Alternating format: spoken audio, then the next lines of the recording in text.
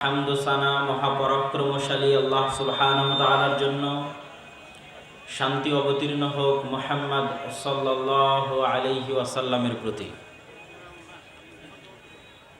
সম্মানিত উপস্থিতি,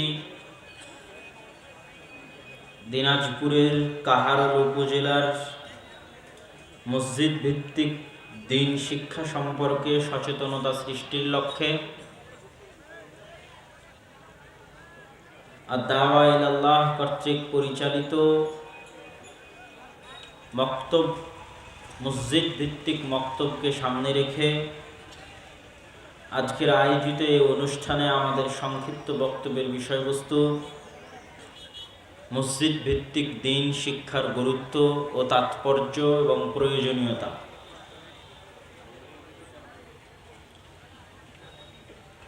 মসজিদ ইসলামী সমাজের শুধু ইবাদতের জায়গা নয়, বরং ইসলামী সমাজের কালচারাল এবং এডুকেশনাল, শিক্ষাগত এবং সাংস্কৃতিক কেন্দ্র হিসেবে এবং মসজিদকে ভিত্তি করে সমাজ গড়ে উঠবে, এমনটাই আমরা পবিত্র কোরআন এবং হাদিস থেকে বুঝে উঠতে পারি। আজ সমগ্র মুসলিম বিশ্বে মুসলমানদের যে অধঃপতন, সে অধঃপতনের অন্যতম বড় কারণ হচ্ছে মুসলমানদের মসজিদ বিচ্ছিন্ন হয়ে যাওয়া এবং মুসলমানদের শিক্ষায় পদস্খলন ও অধঃপতন।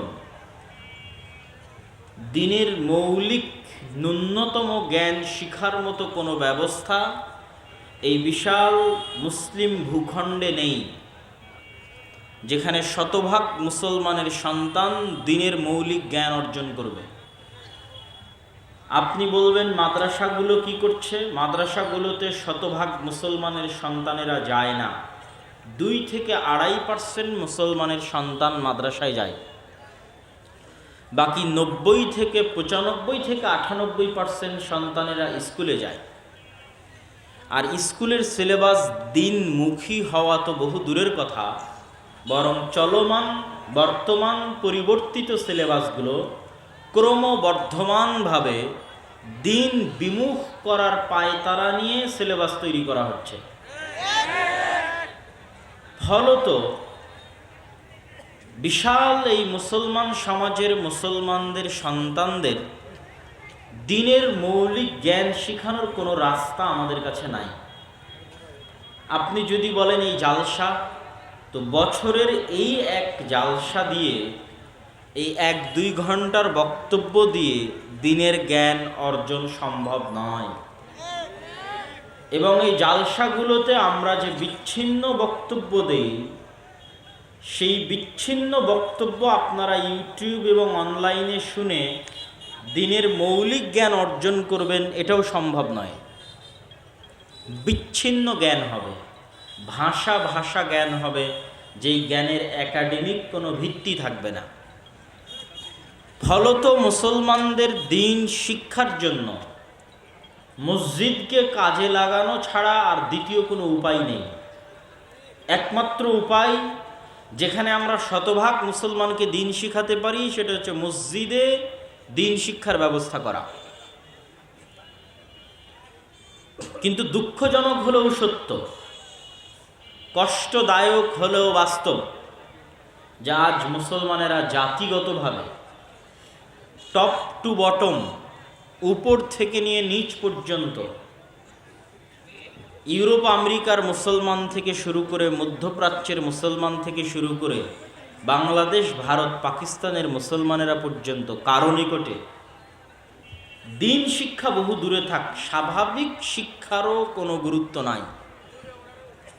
দিন শিক্ষা বহু দূরে থাক, স্বাভাবিক শিক্ষারও কোনো গুরুত্ব নাই। যারা মুসলমানদের সবচেয়ে উন্নত দেশ, যেগুলো মুসলমানদের ডেভেলপড কান্ট্রি, আরব বিশ্বের দেশ, যাদের অঢেল সম্পদ, তারা তাদের টাকা পয়সা ব্যয় করছে পর্যটন আর বিনোদনে। কিভাবে পর্যটন শিল্পকে উন্নত করে দেশ বিদেশের, ইউরোপ এবং আমেরিকার নগ্ন অর্ধনগ্ন অবস্থায় তাদের আনন্দ এবং বিনোদনের ব্যবস্থা করে দেওয়া যাবে, এই মর্মে পর্যটন শিল্পকে উন্নত করা।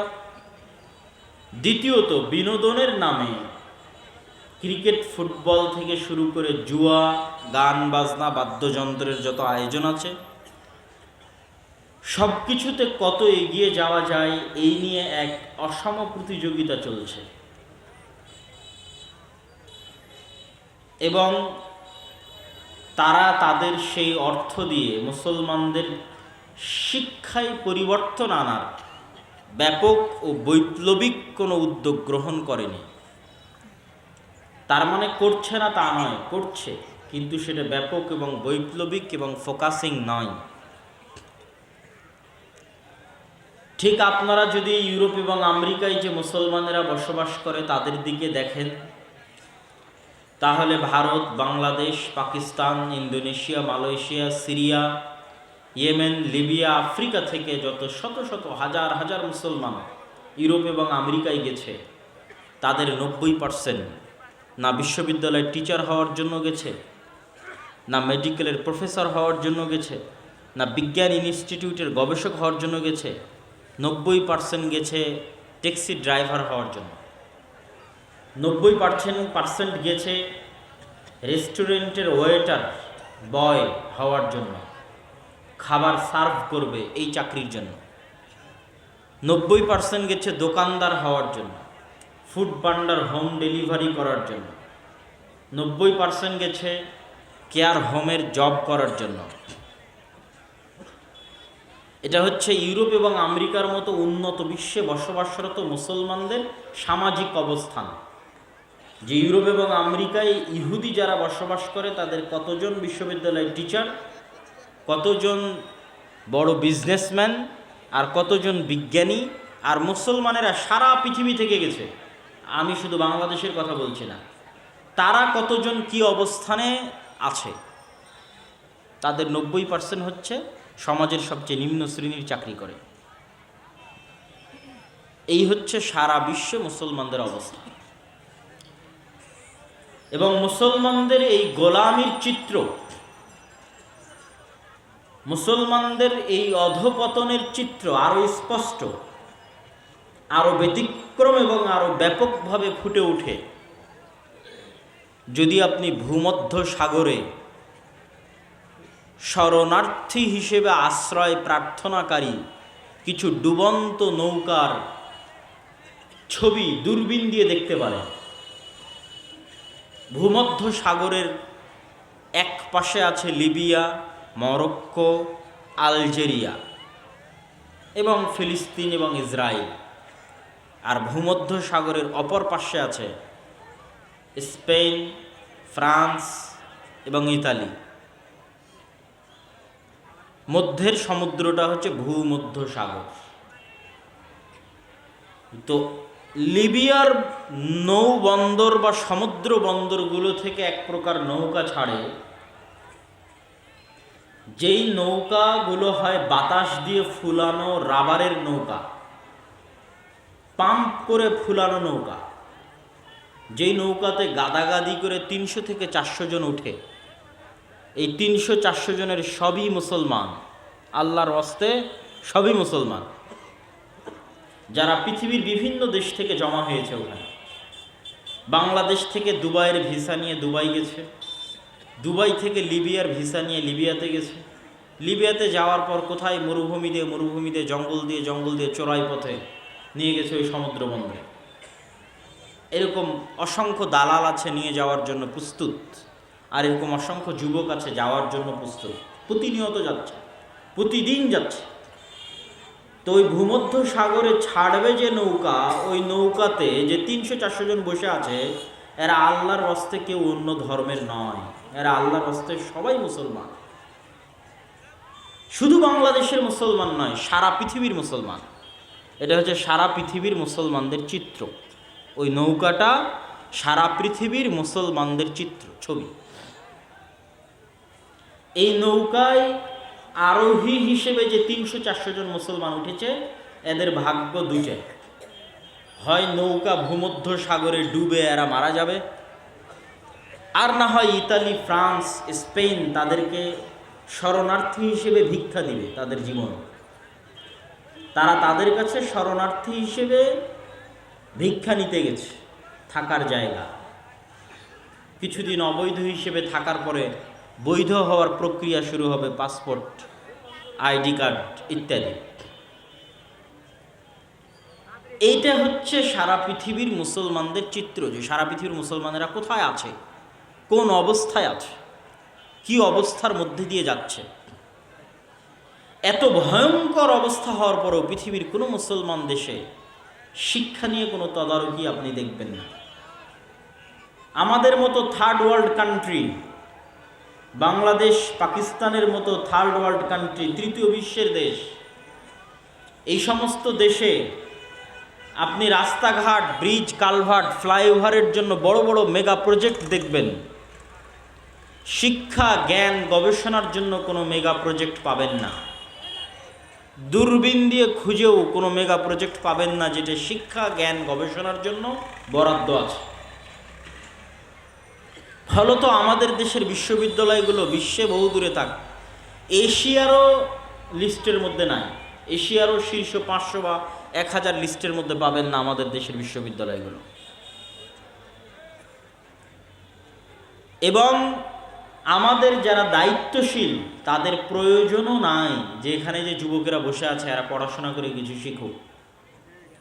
কেন প্রয়োজন নাই? দুইটা কারণে প্রয়োজন নাই। এক, ক্ষমতায় থাকার জন্য শিক্ষিত মানুষ লাগে না। ক্ষমতায় থাকার জন্য জুয়াখোর, মদখোর, নেশাখোর 10টা 15টা 20টা গুন্ডা হলেই হয়। তাহলে যত বেশি নেশাখোর তৈরি করা যাবে তত লাভ, যত বেশি জুয়াখোর তৈরি করা যাবে তত লাভ, যত বেশি মদখোর তৈরি করা যাবে তত লাভ। কেননা গোলাম বানানো যায়। জুয়াখোর, মদখোর, নেশাখোরকে 10টা টাকা দিলে আরেকজনকে মেরে দিবে, 10টা টাকা দিলে আরেকজনকে প্রহার করে দিবে, হত্যা করে দিবে। এদের কাছে মানবতা বলতে কিছু নেই, অন্য কিছু বলতে কিছু নেই। তাহলে শিক্ষিত করলে তো লস। শিক্ষিত হিসেবে গড়ে তুললে, মানবতাবোধ দিয়ে গড়ে তুললে, আত্মসম্মান, আত্মমর্যাদা দিয়ে গড়ে তুললে লস। এই জন্য যত বেশি মদখোর, জুয়াখোর, নেশাখোর থাকবে তত দেশের সরকারের দায়িত্বশীলের লাভ, সে যেই থাকুক সরকারে।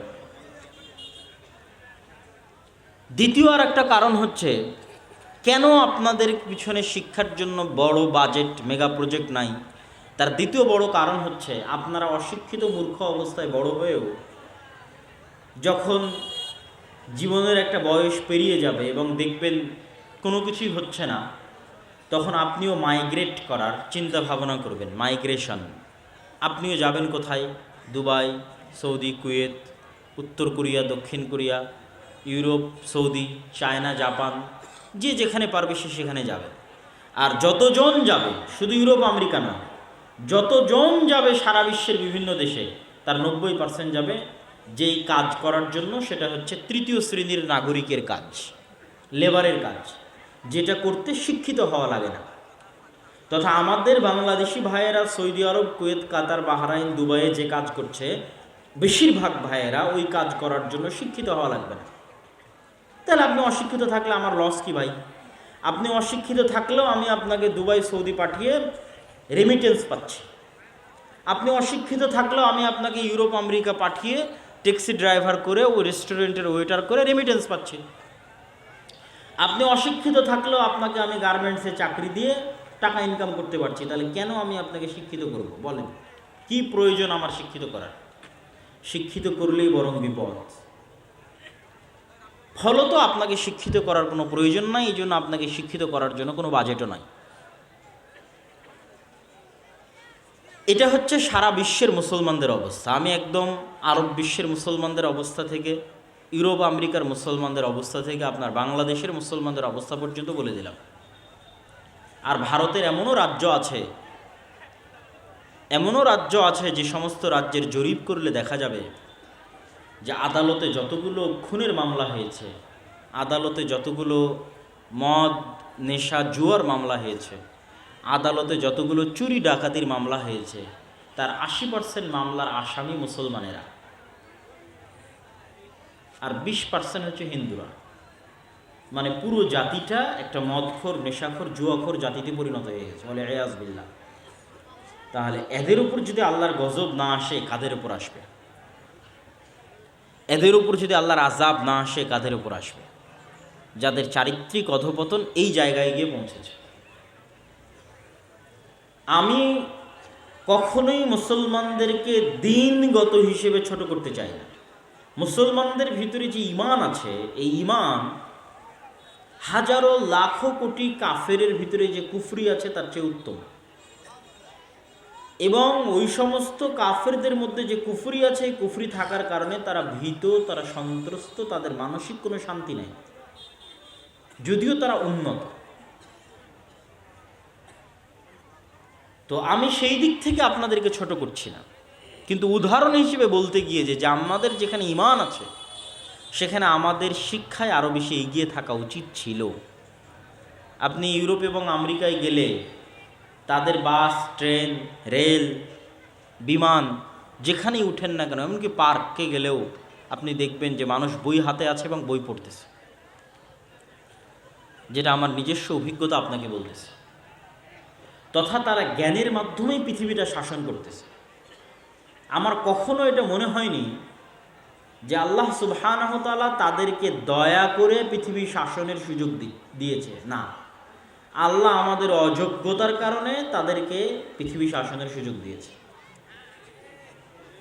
আমাদের অযোগ্যতা এবং আমাদের আল্লাহর নেয়ামতের নাশুকরি এবং তাদের চেষ্টা এবং পরিশ্রম তাদের উপর দয়া এবং রহমত হিসেবে নয়, আমাদের জন্য পরীক্ষা এবং শাস্তি হিসেবে।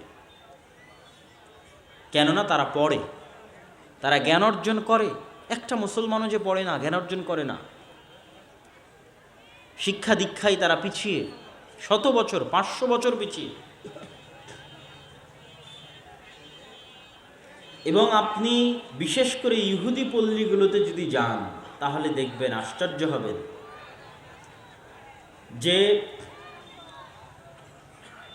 ইহুদি পল্লীগুলোতে তারা পৃথিবীর মানুষকে যা শিখিয়েছে তার ব্যতিক্রম কার্যক্রম তারা করে। তারা পৃথিবীর মানুষকে শিখিয়েছে তোমরা ছেলে মেয়ে নাও, একটা অথবা দুইটা, এবং এটার পিছনে তারা কোটি কোটি টাকা ব্যয় করছে সারা পৃথিবীতে এই প্রজেক্টের পিছনে। কিন্তু কোনো ইহুদি ফ্যামিলির সন্তান 6টা 7টার নিচে নাই। আপনি আজকে আমার কথা শুনে গিয়ে পরীক্ষা করবেন যেমন কোনো ইহুদি ফ্যামিলি আছে কিনা যার সন্তান সন্ততি 6টা 7টার নিচে। এটা তারা প্রমোট করে তাদের মধ্যে যে সন্তান বেশি নিতে হবে, আর পৃথিবীবাসীকে প্রমোট করে কোটি কোটি টাকা খরচ করে যে তোমরা সন্তান কম নাও। পৃথিবীবাসীকে ব্যস্ত রাখে যে তোমরা free fire, PUBG, video game, মদ, জুয়া, ক্রিকেট, ফুটবল, বিশ্বকাপ এগুলো নিয়ে ব্যস্ত থাকো। কয়টা বিশ্বকাপের আয়োজন ইসরায়েল করেছে আমাকে দেখান, যে কয়টা বিশ্বকাপের আয়োজন করেছে ইসরায়েল। আর আরব বিশ্বের দেশগুলো কয়টা বিশ্বকাপের আয়োজন করতেছে। তো এইটা তারা এইভাবে পৃথিবীতে হাইপ তৈরি করে, তারাই তাদের মিডিয়া দিয়ে।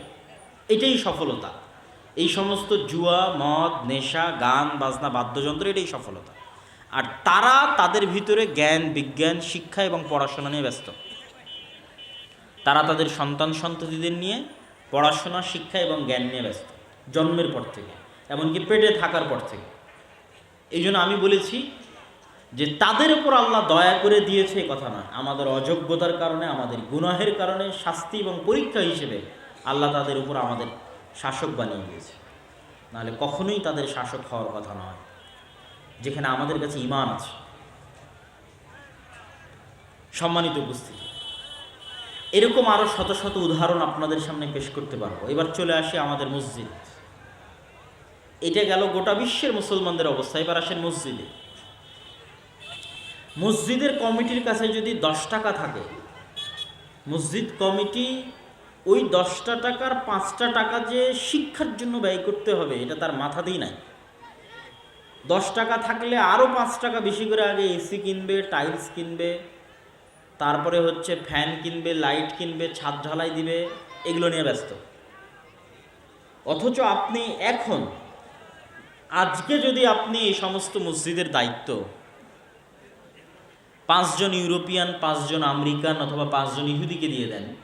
আপনাদের যারা আজকে এখানে যতজন মানুষ উপস্থিত হয়েছেন, যাদের কোনো না কোনো মসজিদের সাথে সম্পর্ক আছে, যত মানুষ স্টেজে আছেন, মাদ্রাসার শিক্ষক আছেন, বিভিন্ন মসজিদে ইমামতি করেন, পাশে মুরব্বীরা আছেন, যারা যেখানে বিভিন্ন মসজিদের সাথে সম্পৃক্ত আছেন, তাদের উদ্দেশ্য করে বলছি, আজকে এখন যদি আপনাদের মসজিদগুলোতে আমি কমিটি করে দিই 5 জন আমেরিকান, 5 জন ইউরোপিয়ান বা 5 জন ইহুদি, তাহলে ওরা আগে এসে দেখবে মসজিদের ফান্ডে কয় টাকা আছে, তো মসজিদের ফান্ডে 1 টাকা আছে, তো বলবে 8 আনা শিক্ষার জন্য ব্যয় করো।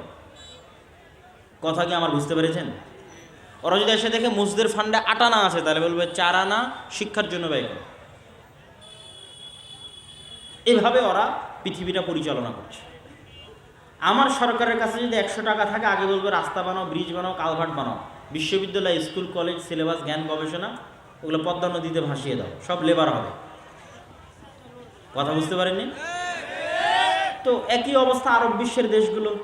তুমি বিশাল বুর্জ খলিফা বানিয়েছো, তো বুর্জ খলিফা বানানোর ইঞ্জিনিয়ার তোমার দেশে জন্ম দিতে পেরেছো? না চাইনিজ, আমেরিকান আর ইউরোপিয়ান কোম্পানি দিয়ে বুর্জ খলিফা বানিয়েছো? বলো। শুধু টাকা থাকলেই স্থায়ী শাসন ক্ষমতা অর্জন করা যায় না, এগুলো অস্থায়ী। তখনই তুমি স্থায়ী শাসন ক্ষমতা অর্জন করবা যখন জ্ঞানে সামনে এগিয়ে থাকবে। তাহলে আপনাদের কাছেও যখন 10 টাকা আসতেছে, আপনি 10 টাকার পুরোটাই, আরও পারলে উন্নয়ন মানে কি, আপনি এসি লাগাবেন, টাইলস লাগাবেন, দিয়ে মসজিদ স্বর্ণ দিয়ে বানিয়ে দেবেন। আমার একটা প্রশ্নের উত্তর দেন, যে ওই মসজিদ স্বর্ণ দিয়ে বানিয়ে কি করবেন, যেই মসজিদের আশেপাশের মানুষজন, যুবক, তরুণ, তরুণী, মদখোর, নেশাখোর, জুয়াখোরে পরিপূর্ণ হয়ে গেছে, কি করবেন স্বর্ণ দিয়ে বানিয়ে? মসজিদ স্বর্ণ দিয়ে বানিয়ে কি করবেন, যেই মসজিদের আশেপাশের তরুণ, যুবক, কিশোর মদ, জুয়া, নেশা, ফ্রি ফায়ার, পাবজিতে মত্ত? ওই মসজিদ স্বর্ণ দিয়ে বানিয়ে আপনি করবেন কি? আমাকে উত্তর দেন। ওই মসজিদে একদিন সালাত আদায় করার লোক থাকবে না। আপনার স্বর্ণের মসজিদ বিরান পড়ে থাকবে, কেউ সালাত আদায় করার থাকবে না, কেউ না। কিন্তু ওই মসজিদের 10টা টাকার 5টা টাকা যদি আপনি শিক্ষার জন্য ব্যয় করতেন, মসজিদ যদি নাও থাকে তো মুসলমানেরা খোলা মাঠে সালাত আদায় করবে। জুইলাত লিয়াল আরদু মাসজিদা, সমগ্র পৃথিবী আমার জন্য মসজিদ করা হয়েছে। এবং জরিপ করলে দেখা যাবে, আল্লাহ ভালো জানে, কত লাখ, কত কোটি মুসলমানের সন্তান এই জেনারেশন কোরআন না শিখে এবং দ্বীনের জ্ঞান অর্জন না করেই বড় হচ্ছে, যেটা আজ থেকে 20 বা 30 বছর আগের চাইতে বেশি। আজ থেকে 20 বা 30 বছর আগে আপনারা অন্তত মসজিদের মক্তবে কিছু শিখেছিলেন, কিন্তু এখন সেই মক্তব ব্যবস্থা না থাকার কারণে, স্কুলের সিলেবাসগুলো পরিপূর্ণ দিন বিমুখ হওয়ার কারণে দেশ ও জাতির বিশাল একটা অংশ দিন বিমুখ হিসেবে বড় হচ্ছে। এই সমস্যাকে সামনে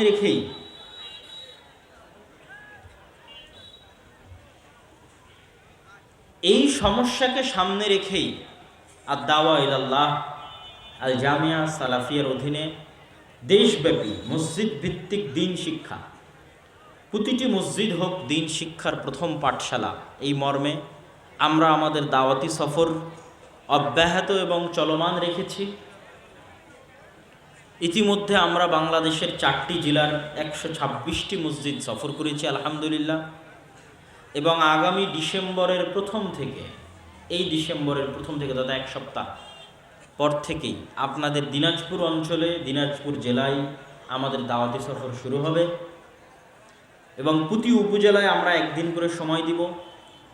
ইতিমধ্যেই যারা অবগত ছিলেন তারা অনলাইনে আমাদের গুগল লিঙ্কে যে আবেদনের লিঙ্ক দেওয়া ছিল সেটা পূরণ করে আপনারা আমাদের কাছে পাঠিয়েছেন। সেই আপনাদের আবেদনের ভিত্তিতে আমরা মসজিদগুলোতে যাব। আজকে এখানে যারা উপস্থিত হয়েছেন তাদের কাছে উদাত্ত আহ্বান থাকবে যে আপনারা যে যেখান থেকে এসেছেন সেখানে ফিরে গিয়ে মসজিদ ভিত্তিক দিন শিক্ষাকে কিভাবে মজবুত করা যায় এটা নিয়ে কাজ করবেন। জামিয়া সালাফিয়া এবং আদ-দাওয়া ইলাল্লাহর কাছে মসজিদের দিন শিক্ষাকে শক্তিশালী করার জন্য পরিপূর্ণ সিলেবাস আছে, পরিপূর্ণ ট্রেনিংয়ের ব্যবস্থা আছে শিক্ষকদের, এবং পরিপূর্ণ ম্যানেজমেন্ট সিস্টেম আছে। শুধু একদল মানুষ উদ্যোগ নিয়ে বাস্তবায়ন করলেই হয়। তাতে যদি আমাদের সাথে যোগাযোগ এবং সম্পর্ক নাও থাকে তবুও তারা বাস্তবায়ন করতে পারবে। এরকম ব্যবস্থাপনা আমরা গড়ে তুলেছি এবং আপনাদেরকে সেই সুযোগ এবং সেবা দিচ্ছি। যেমন আজকে আপনাদের সামনে বাংলাদেশে আমি মনে করি যে পবিত্র কোরআন শিক্ষার জন্য, কোরআন শিক্ষার গুরুত্ব এবং তাৎপর্য নিয়ে বিশেষ করে আহলুল হাদিস এবং সালাফি সমাজে কাজ অনেক কম হয়েছে, হয়নি বললেই চলে। আমরা সেই জায়গাটা পূরণ করার লক্ষ্যেই মসজিদ ভিত্তিক দ্বীন এবং কোরআন, এই দুইটা শিক্ষাকে সামনে রেখে আমরা সামনে এগিয়ে যাচ্ছি।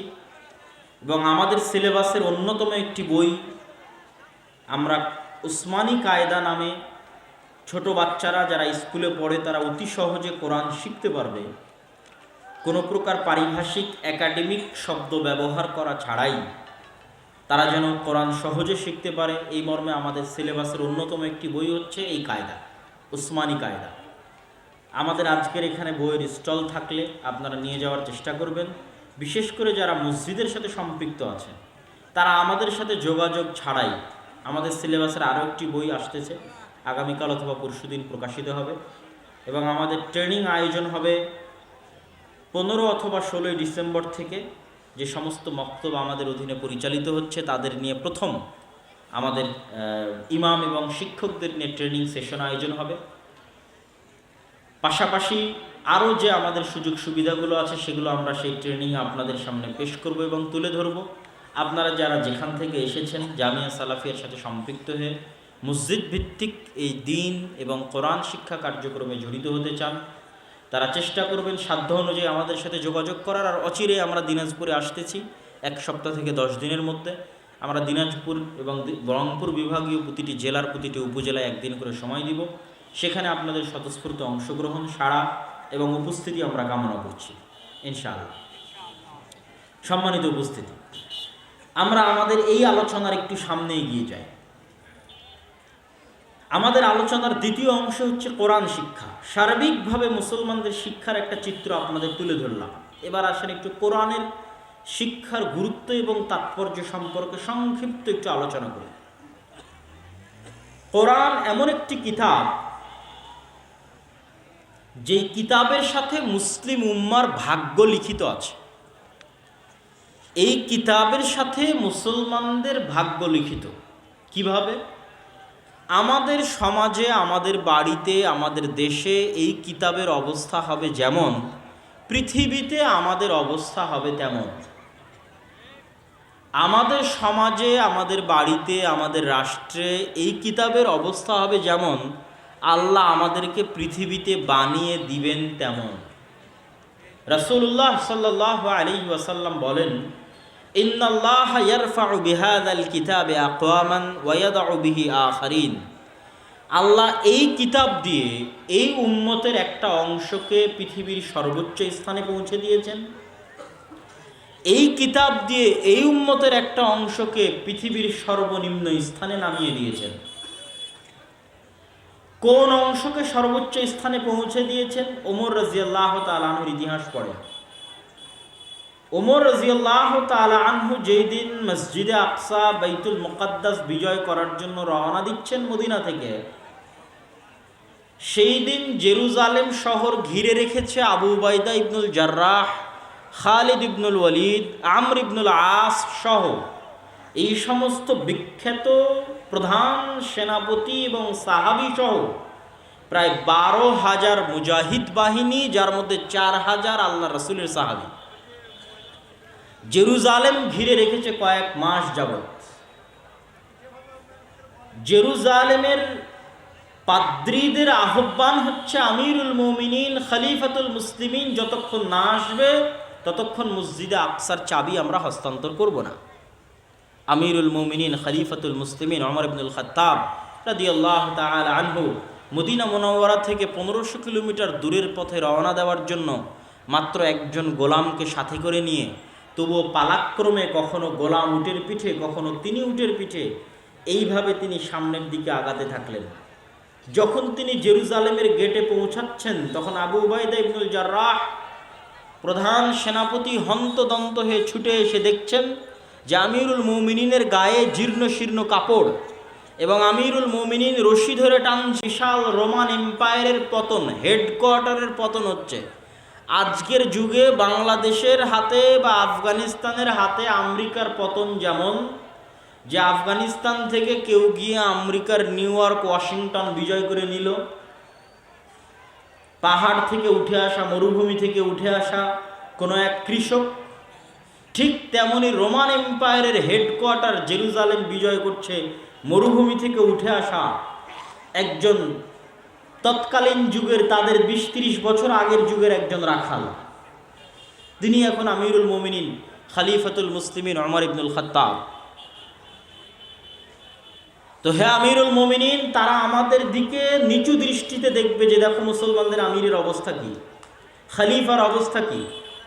তখন ওমর ইবনুল খাত্তাব রাদিয়াল্লাহু তাআলা আনহু ধমক দিয়ে বললেন, আবু উবাইদা, এই কথা যদি তুমি না হে অন্য কেউ বলতে আমি এত কষ্ট পেতাম না।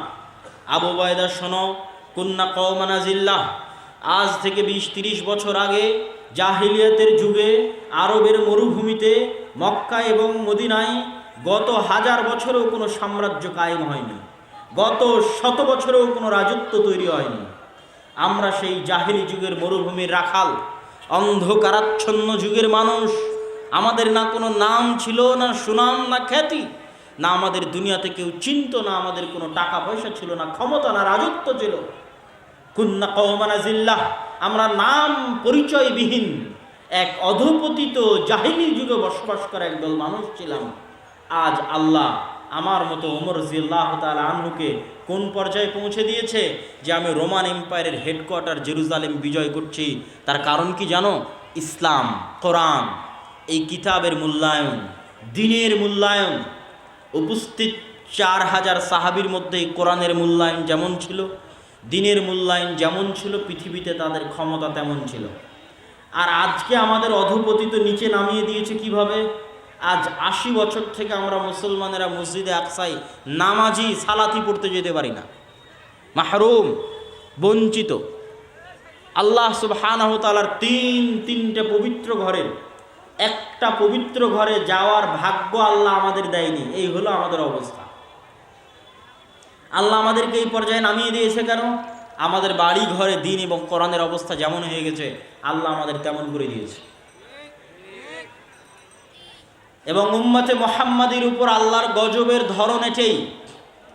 উম্মতে মুহাম্মাদির উপর আল্লাহ সুবহানাহু ওয়া তাআলার আযাব, গজব, পরীক্ষা অতীতের উম্মতের মতো হবে না। নূহ আলাইহিস সালাতু ওয়াস সালামের কওমকে আল্লাহ বন্যা দিয়ে ডুবিয়ে দিয়েছেন। লূত আলাইহিস সালাতু ওয়াস সালামের কওমকে আল্লাহ শহর উল্টিয়ে দিয়েছেন। আদ, সামুদ, তাদেরকে আল্লাহ সুবহানাহু ওয়া তাআলা বিকট আওয়াজ, ঝড় ঝঞ্ঝা, বৃষ্টি দিয়ে ধ্বংস করে দিয়েছেন। বনু ইসরাইলের একটা অংশকে আল্লাহ বানরে এবং শূকরে পরিণত করে দিয়েছেন। উম্মতে মুহাম্মাদির উপর আযাবের ধরনের মধ্যে একটা ধরন বানর এবং শূকরে পরিণত করা আছে। হাদিসে আল্লাহর নবী বলেছেন, আমার উম্মতের একদল মানুষ বানর এবং শূকরে পরিণত হয়ে যাবে। যারা গান বাজনা, বাদ্যযন্ত্র, অশ্লীলতা, বেহায়াপনার সাথে সম্পৃক্ত থাকবে, মদ এবং নেশার সাথে সম্পৃক্ত থাকবে, তাদের একদল মানুষ রাতে রাতে শূকর এবং বানরে পরিণত হয়ে যাবে। আর শূকর এবং বানরে পরিণত হওয়া কঠিন কিছু নয়। আজকের যারা বিজ্ঞানী গবেষণা করছে, তারা মনে করছে যে আমরা বানর থেকে তৈরি হয়েছি। নাউজুবিল্লাহ, যে আমরা বানর থেকে এসেছি। আসলে বিষয়টা উল্টা, বরং মানুষই বানর হয়ে যেতে পারে। বানর থেকে মানুষ এসেছে তা নয়। শরীয়ত কি বলে? মানুষই কি হয়ে যেতে পারে বলেন তো? বানর হয়ে যেতে পারে, মানুষই শূকর হয়ে যেতে পারে। বিজ্ঞানীরা ধোঁকা খেয়েছে কিসে? মানুষের যে ডিএনএ আছে আর বানর আর শূকরের যে ডিএনএ আছে, এই দুই ডিএনএ এত বেশি মিল যে মানুষ যদি আর দ্বিতীয় কোনো প্রাণীতে পরিণত হওয়ার সম্ভাবনা থাকে, তাহলে সেটা বানর আর শূকর। আর তৃতীয় কোনো প্রাণীতে মানুষের রূপান্তর সম্ভব নয়। এই জন্য আল্লাহর আযাব এবং গজব হিসেবে বনু ইসরাইলদের কি হয়েছিল? আল্লাহ সামান্য ডিএনএ পরিবর্তন করে দিয়েছে, ওরা রাতের অন্ধকারে বানর আর শূকর হয়ে গেছে। কেননা মানুষ থেকে বানর শূকর করা খুবই সহজ। প্রচণ্ড মিল আছে বানর এবং শূকরের ডিএনএর সাথে মানুষের ডিএনএ। এই ডিএনএর মিল দেখে বিজ্ঞানীরা পাগলেরা ভুল বুঝেছে কি যে আমরা হয়তো বানর থেকে মানুষ হয়েছে, নাউজুবিল্লাহ। আসলে শরীয়ত কি বলছে, মানুষই কি হয়ে যেতে পারে, বানর এবং শুকুর হয়ে যেতে পারে। মানুষ বানর এবং শুকুর থেকে আসেনি, কিন্তু মানুষ বানর এবং শুকুর হয়ে যেতে পারে। কিন্তু এটাও মনে রাখতে হবে, আল্লাহর আযাব এবং গজবের কারণে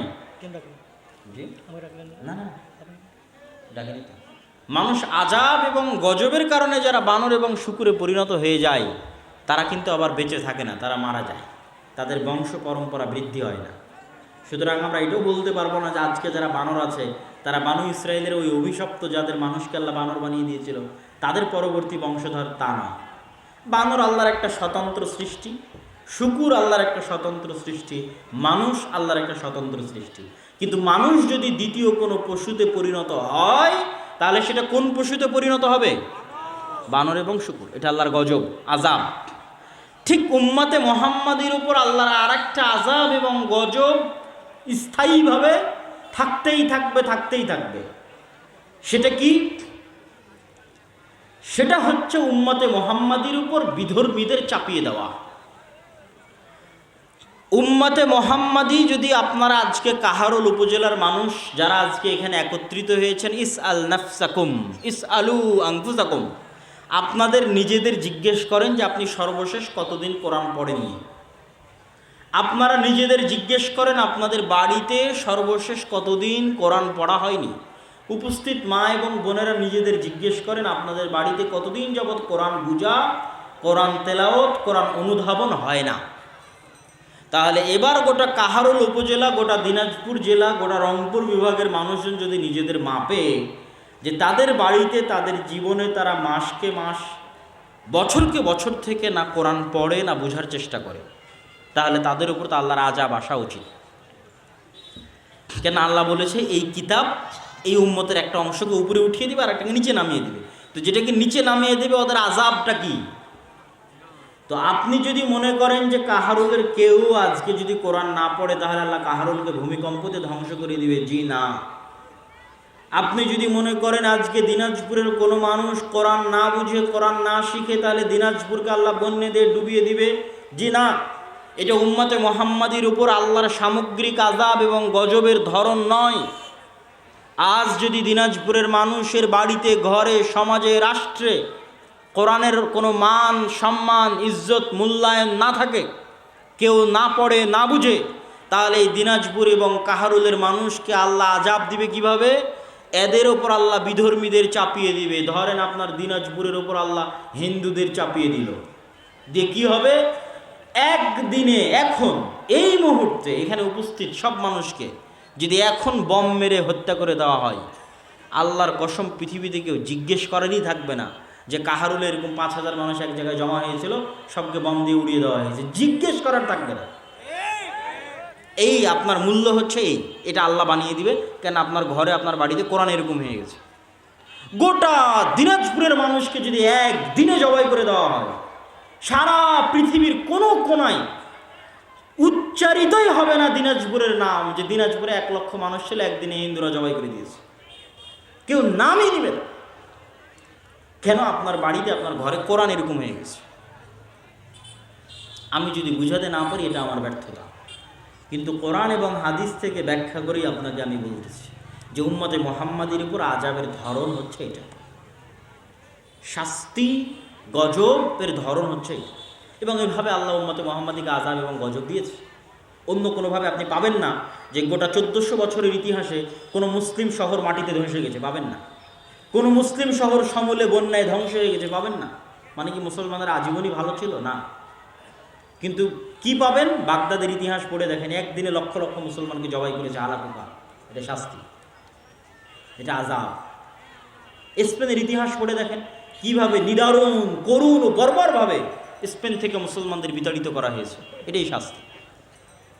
রোহিঙ্গাদের চোখের সামনে দেখে আসেন যে কিভাবে রোহিঙ্গাদেরকে তাদের দেশ থেকে বিতাড়িত করা হচ্ছে। ফিলিস্তিনকে চোখের সামনে দেখেন, সম্মানিত উপস্থিতি। এবং এখান থেকে শিক্ষা গ্রহণ করতে হবে। শিক্ষা গ্রহণ না করলে আপনিও একদিন গাজা হয়ে যাবেন, মানে আপনার বাংলাদেশও একদিন কি হয়ে যাবে? গাজা, ফিলিস্তিনের গাজা। এবং ফিলিস্তিনের গাজার চেয়ে বেশি ভয়ঙ্কর হবে। ফিলিস্তিনের গাজায় তো তাও আশেপাশে মুসলমান দেশ আছে, 2-5টা সহযোগিতা করতে পারছে। আপনার বাংলাদেশকে যদি গাজা বানিয়ে দিই, তো বাংলাদেশে 2-10 কিলোমিটার 50 কিলোমিটারের মধ্যে কোনো মুসলমান দেশ নাই। সুতরাং আপনার এখানে সহযোগিতা পৌঁছানোর মতো কেউ থাকবে না। তাহলে আপনাকে আল্লাহর আযাব এবং গজব থেকে বাঁচতে হবে। আযাব এবং গজব থেকে বাঁচতে দিনের রাস্তায় ফিরে আসতে হবে। দিনকে যে জাতি যত শক্ত করে আঁকড়ে ধরবে, ওদের আত্মমর্যাদা আত্মসম্মান আল্লাহ তত বাড়িয়ে দিবে। পৃথিবীতে ওদের শক্তি সাহস দাপট আল্লাহ তত বাড়িয়ে দিবে। তাদের মাটিতে তাদের পা আল্লাহ তত মজবুত করে দিবে। এটার জ্বলন্ত উদাহরণ মুসলমানেরা। সম্মানিত উপস্থিতি, এই জন্য আমাদেরকে দিনের রাস্তায় ফিরে আসা ছাড়া, আমাদের মসজিদগুলোতে মৌলিক দিন শিক্ষার ব্যবস্থা করা ছাড়া, আমাদের শতভাগ মুসলমান সন্তানের কাছে দিনের ন্যূনতম জ্ঞান পৌঁছে দেওয়া ছাড়া, শিক্ষার এই আন্দোলন, শিক্ষার এই সংগ্রাম ছাড়া, কেন এই দিনটা হচ্ছে জ্ঞানের দিন। আল উলামা ওয়ারাসাতুল আম্বিয়া লা ইউরিসুনা দিনারান ওয়ালা দিরহামান। এই দিনটা জ্ঞানের দিন। আমাদের নবী মুহাম্মদ সাল্লাল্লাহু আলাইহি ওয়াসাল্লাম আল্লাহর কাছ থেকে জ্ঞান রিসিভ করেছেন। সেই জ্ঞান তিনি আমাদের পৌঁছে দিয়ে গেছেন এই কোরআনে এবং হাদিসে। ইসলাম এসেছে জাহিলিয়াত মূর্খতার বিপরীতে। ইসলামের প্রথম আয়াত ইকরা বিসমি রাব্বিকাল্লাযী খালাক, তোমরা পড়ো। এই বইয়ের নাম হচ্ছে কোরআন। কোরআন শব্দের অর্থ হচ্ছে পড়া। কোরআন শব্দের শাব্দিক অর্থ হচ্ছে অত্যাধিক পাঠকৃত পঠিত। তথায় পুরো দিনটা হচ্ছে জ্ঞানের দিন। জ্ঞানের ট্রান্সফরমেশন যত বেশি হবে, এই দিন তত ছড়িয়ে যাবে। কিয়ামত পর্যন্ত আর কোনো নবী আসবে না, কিন্তু এই দিনকে ছড়িয়ে দিবে কারা? এই জ্ঞানের উত্তরসূরি যারা, তারা। এই জন্য আমাদের সর্বোচ্চ চেষ্টা করতে হবে জ্ঞান পৌঁছে দেওয়ার। মুসলমানের সন্তানের কাছে দিনের ন্যূনতম মৌলিক জ্ঞান পৌঁছে দেওয়া, এটাই দাওয়াতি কাজ, এটাই শ্রেষ্ঠ দাওয়াতি কাজ। রাসূলুল্লাহ সাল্লাল্লাহু আলাইহি ওয়াসাল্লাম বলেছেন, খায়রুকুম মান তাআল্লামাল কোরআন ওয়া আল্লামা। তোমাদের মধ্যে সর্বশ্রেষ্ঠ সে যে কোরআন শিখে এবং শিখায়, এটাই শ্রেষ্ঠ দাওয়াতি কাজ। আর এই জন্য এই শিক্ষার দাওয়াতি কাজের সবচেয়ে বড় শত্রু, কোরআনের জ্ঞান ছড়িয়ে দেওয়ার দাওয়াতি কাজের সবচেয়ে বড় শত্রু শয়তান। সবচেয়ে বড় শত্রুকে বলেন শয়তান। আপনাকে আমি দলিল দিই, শয়তান যে সবচেয়ে বড় শত্রু তার দলিল। আমরা খাবারের শুরুতে বললাম বিসমিল্লাহ, পানের শুরুতে বললাম বিসমিল্লাহ, বাথরুম টয়লেটে গিয়ে যাওয়ার শুরুতে বললাম বিসমিল্লাহ, যে কোনো ভালো কাজের শুরুতে বললাম বিসমিল্লাহ, পশু প্রাণী জবাই করার শুরুতে বললাম বিসমিল্লাহ, আর কোরআন পড়ার শুরুতে বললাম আউযু বিল্লাহি মিনাশ শাইতানির রাজিম। একমাত্র ব্যতিক্রম কোরআন, যার শুরুতে আপনাকে শয়তান থেকে বাঁচতে চাইতে হবে, তারপরে বিসমিল্লাহ। কোরআন পড়ার শুরুতে আগে শয়তান থেকে বাঁচতে চাও, তারপরে বিসমিল্লাহ বলো। কেন? এই কোরআন তোমাকে শয়তান পড়তে দিবে না, এই কোরআন তোমাকে শয়তান শিখতে দিবে না। আমরা যতজন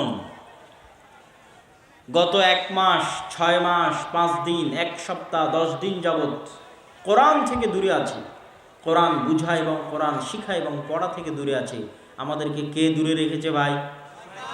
শয়তান। আমাদের যাদের বাড়িতে মাসকে মাস থেকে কোরআন তেলাওয়াত হয় না, বুঝা হয় না, শিখা হয় না, পড়া হয় না, এই বাড়িগুলো কারা দখল করে রেখেছে? শয়তান। এবং শয়তান কোনো কাল্পনিক চরিত্রের নাম নয়। বিভিন্ন যে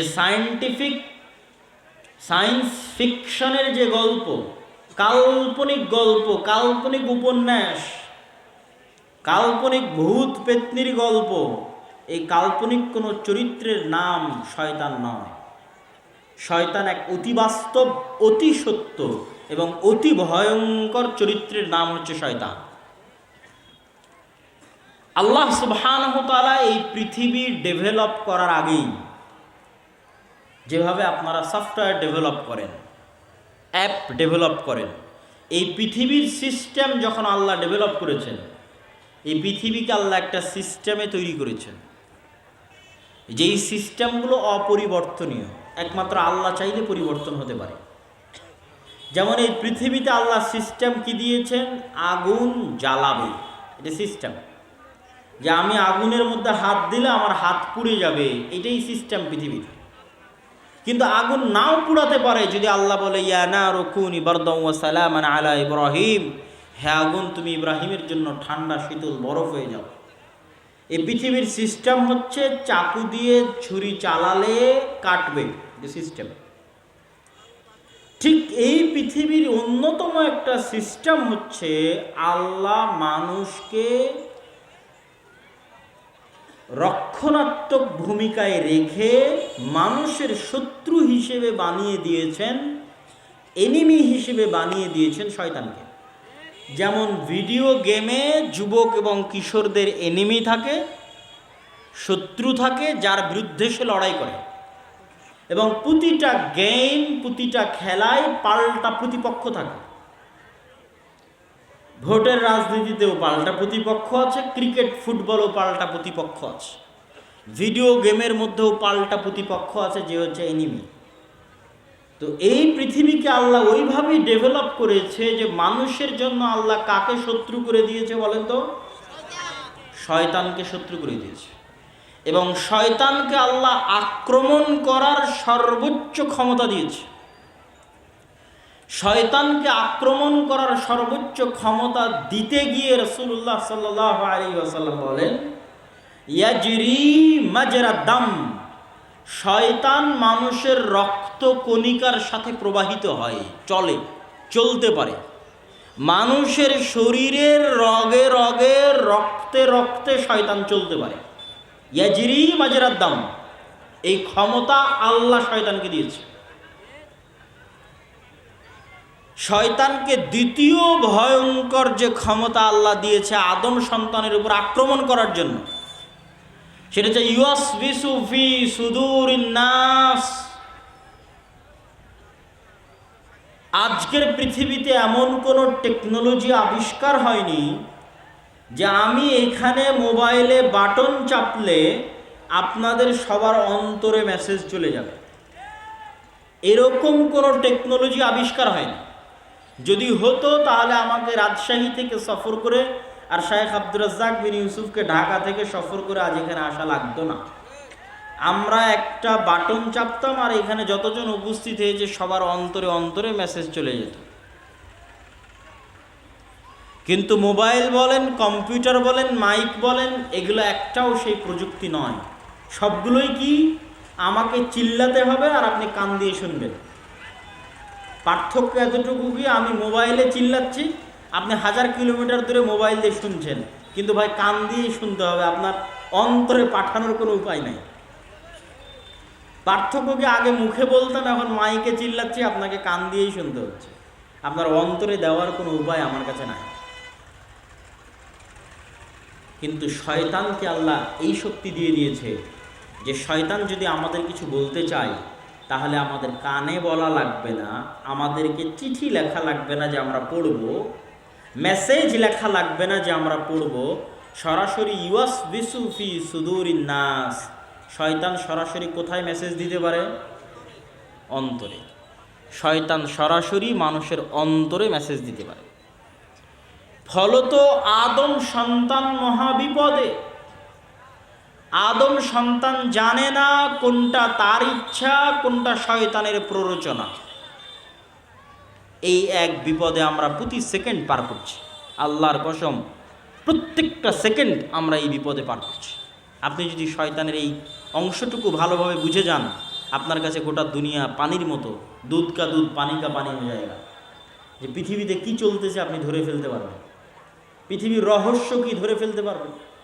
আপনি সকালবেলা ফজরের সালাত বাদ দিয়ে ঘুমিয়ে আছেন, আপনি মনে করছেন আমার আরামের জন্য ঘুমিয়ে আছি, আমার আয়েশের জন্য ঘুমিয়ে আছি। কিন্তু এই লজিক যদি আপনি বুঝে যান যে পৃথিবীর ডেভেলপ সিস্টেমটা কিভাবে ডেভেলপ করা আছে, তাহলে আপনি বুঝবেন যে সকালে আপনার ইচ্ছায় আপনি ঘুমিয়ে নাই, বরং শয়তানের প্ররোচনায় আপনি ঘুমিয়ে আছেন।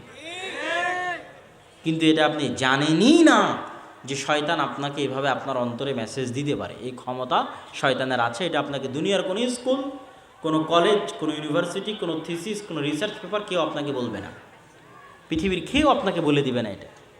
পৃথিবীর যেখানে যাবেন সবাই বলবে তোমার মন মতো চলো, মনের কথা শোনো, সবাই বলবে।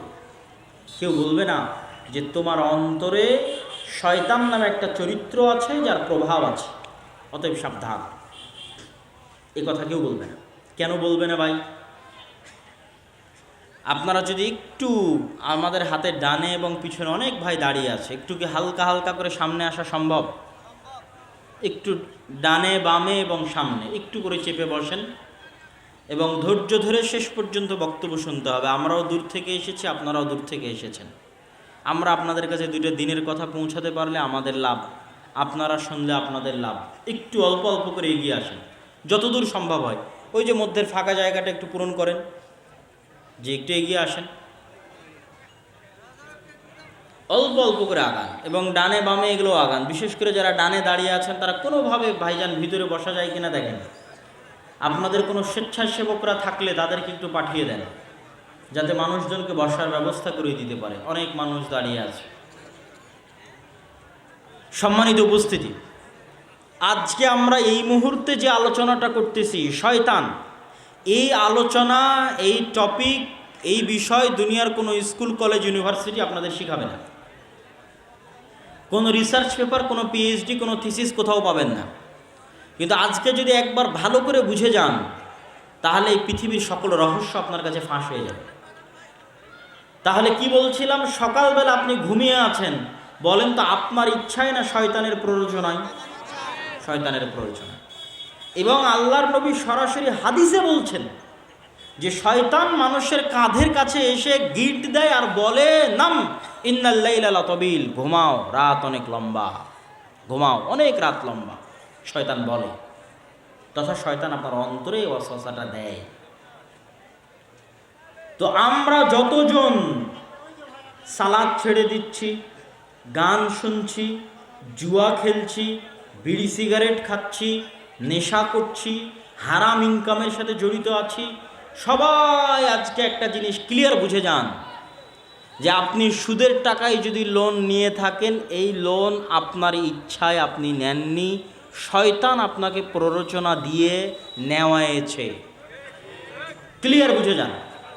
আপনি যদি গান শুনতে আপনার ভালো লাগে, আমি আপনাকে আল্লাহর কসম করে বলছি, এটা আপনার নিজের পরিপূর্ণ ইচ্ছা নয়, বরং এখানে শয়তানের প্ররোচনা আছে। সে আপনার কানে এবং আপনার অন্তরে এটাকে ভালো লাগায়। এর এতখানি আক্রমণ করার ক্ষমতা আল্লাহ শয়তানকে দিয়ে দিয়েছে। এরকম প্রত্যেকটা হারাম কাজকে শয়তান আমাদের সামনে ভালো করে পেশ করে। যুয়্যিনা লাহুম মা কানু ইয়ামালুন। মানুষ যত অন্যায় কাজ করে, প্রত্যেকটা অন্যায় কাজকে কেমনে সুন্দর করে পেশ করা যায় মানুষের অন্তরের সামনে, এই কৌশল, এই কারিশমা, এই ব্রেন, এই বুদ্ধি আল্লাহ শয়তানকে দিয়ে দিয়েছে। তাহলে আদম সন্তান বাঁচবে কেমনে? এত বড় আক্রমণ করার ক্ষমতা যদি আল্লাহ শয়তানকে দিয়ে দেয়, তাহলে পৃথিবীতে ভারসাম্য রক্ষা হবে কেমনে? আমরা যে গেম খেলবো, যেই গেম খেলার জন্য আল্লাহ আমাদের পৃথিবীতে পাঠিয়েছে, আমরা যে একটা সফটওয়্যারের মধ্যে আছি, এই পৃথিবীর সফটওয়্যারের মধ্যে, যেখানে আল্লাহ সিস্টেমকে এভাবে ডেভেলপ করে দিয়েছে, তা আমরা জিতবো কেমনে ভাই? শয়তানের বিরুদ্ধে জিতবো কেমনে? শয়তান তো আমাদের অদৃশ্য এনিমি। তার জন্য আল্লাহ সুবহানাহু ওয়া তাআলা কোরআন মাজিদে দুটো কথা বলেছেন। এক, ফাইম্মা ইয়াতিয়ান্নাকুম মিন্নি হুদান ফামান তাবিআ হুদায়া ফালা খাউফুন আলাইহিম ওয়ালা হুম ইয়াহজানুন। আমার পক্ষ থেকে তোমাদের নিকটে আসবে হেদায়াত, তোমরা যদি এই হেদায়াতের অনুসরণ করো, একদম যেখানে আদম আলাইহিস সালাতু ওয়াস সালামের ঘটনা আল্লাহ বলেছে, সেখানে আল্লাহ সুবহানাহু তাআলা বলছে কুলনাহবিতু মিনহা জামিআ, যে জান্নাত এবং আসমান সব জায়গা থেকে আল্লাহ নামিয়ে দিলেন। জান্নাত থেকে আদমকে নামিয়ে দিলেন, আসমান থেকে ইবলিসকে নামিয়ে দিলেন। নামিয়ে দেওয়ার পর আল্লাহ তাদের পরস্পরকে কি করে দিলেন? শত্রু করে দিলেন। ওখানে আল্লাহ বলছে ওয়াকুলনা বিতু বা'দুকুম লিবা'দিন আদু, তোমরা নেমে যাও, তোমরা পরস্পরের শত্রু। এখান থেকে গেম শুরু, প্রতিযোগিতা শুরু, কিয়ামত পর্যন্ত এই প্রতিযোগিতা চলবে। আল্লাহ কোরআনে বলে এই সিস্টেম যে পৃথিবী আল্লাহ এইভাবে ডেভেলপ করেছে, এটা আল্লাহ কোরআনে বলে দিয়েছে স্পষ্ট করে, যে আমার পৃথিবী এভাবে ডেভেলপ করা আছে যে শয়তান তোমার শত্রু এবং তাকে আমি এই ক্ষমতা দিয়েছি। এখন তুমি বাঁচবা কিভাবে?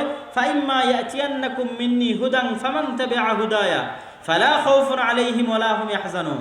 তোমাদেরকে বাঁচানোর জন্য আমি যুগে যুগে নবী পাঠাবো, রাসূল পাঠাবো, আর নবী আর রাসূলের সাথে আমার কিতাব পাঠাবো। প্রত্যেক যুগে যারা আমার পাঠানো নবী রাসূল এবং কিতাবের কথা মেনে নিবে, তাদের কোনো ভয় নাই, কোনো দুশ্চিন্তা নাই, শয়তান তাদের কোনো ক্ষতি করতে পারবে না। বলেন আল্লাহু আকবার। কিন্তু এই কোরআন থাকার পরেও, নবী থাকার পরেও মানুষ যেভাবে আল্লাহ শয়তানকে ক্ষমতা দিয়েছে, ভয়ঙ্কর লেভেলের ক্ষমতা, সেখানে মানুষ পথভ্রষ্ট হবে না? হবে না? বলেন হবে। যেখানে আমাদের আদি পিতা পথভ্রষ্ট হয়ে গেছে, তাকে শয়তান ভ্রান্ত পথে নিয়ে চলে গেছে, সেখানে আমরা তো করবই। আমাদের আদি পিতা যদি ভুল করে থাকে, আমাদেরও ভুল হবে। এই জন্য আল্লাহর পক্ষ থেকে যুদ্ধে জিতার জন্য আল্লাহর পক্ষ থেকে ছাড়, অফার, যে এইটা হলো আমার লজিক, এই লজিকে তোমরা যুদ্ধ করো। আমি শয়তানকে দিয়েছি এই ক্ষমতা, তোমাদের জন্য দিয়েছি নবী রাসূল কিতাব, লড়তে থাকো। তারপরও তোমাদের জন্য বিশেষ অফার, আমি আল্লাহ তোমাদের জান্নাতে নিয়ে যেতে চাই, আর শয়তান তোমাদেরকে জাহান্নামে নিয়ে যেতে চায়। শয়তানের ওয়াদা এবং শয়তানের শপথ হচ্ছে শয়তান আমাদেরকে জাহান্নামে নিয়ে যাবে। শয়তানের ওয়াদা কি? শয়তান বলছে ওয়ালা উদিল্লান্নাহুম ওয়ালা উমান্নিয়ান্নাহুম ওয়ালা আমুরান্নাহুম, অবশ্যই আমি আদম সন্তানকে পথভ্রষ্ট করব, যে কোনো মূল্যে আমি আদম সন্তানকে পথভ্রষ্ট করব। এটা হচ্ছে শয়তানের ওয়াদা।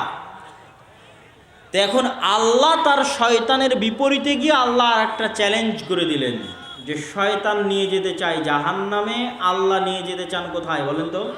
জান্নাত।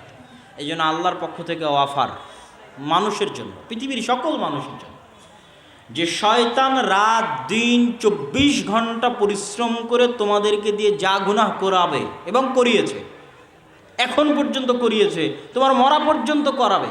আমার কিতাব থাকার পরেও, আমার রাসূল থাকার পরেও, রাসূলের হাদিস থাকার পরেও তোমাদেরকে দিয়ে 24 ঘন্টা পরিশ্রম করে যা গুনাহ করাবে, সকাল থেকে সন্ধ্যা পর্যন্ত, জন্ম থেকে মৃত্যু পর্যন্ত, তোমরা যদি আমার নিকটে একবার ক্ষমা চাও, আমি আল্লাহ শয়তানের সকল পরিশ্রম বাতিল করে দিয়ে তোমাদেরকে ক্ষমা করে দেব। এটাই হলো আল্লাহর পক্ষ থেকে অফার। ক্ষমার রাস্তা উন্মুক্ত। শয়তান চেষ্টা করবে মাথার ঘাম পায়ে ফেলে আপনাকে জাহান্নামে নিয়ে যাওয়ার জন্য, ভুল হবে, কিন্তু আপনার জান্নাতে যাওয়ার সহজ রাস্তা কি? ক্ষমা, তওবা, সাধ্য অনুযায়ী কোরআন এবং হাদিস মেনে চলা, আর আল্লাহর কাছে তওবা ইস্তেগফার করতে থাকা। কেননা শয়তানের সাথে আপনি যুদ্ধে পরিপূর্ণ জিততে পারবেন না। আল্লাহ দয়া করে আমাদের জন্য এই ছাড় দিয়ে রেখেছে, শয়তান তোমাদের ভুল করাবে, তোমরা ক্ষমা চাও, আমার ক্ষমার দরজা কিয়ামত পর্যন্ত, তোমাদের শ্বাস তোমাদের কণ্ঠনালীতে আসার আগ পর্যন্ত তোমাদের জন্য ক্ষমার দরজা উন্মুক্ত।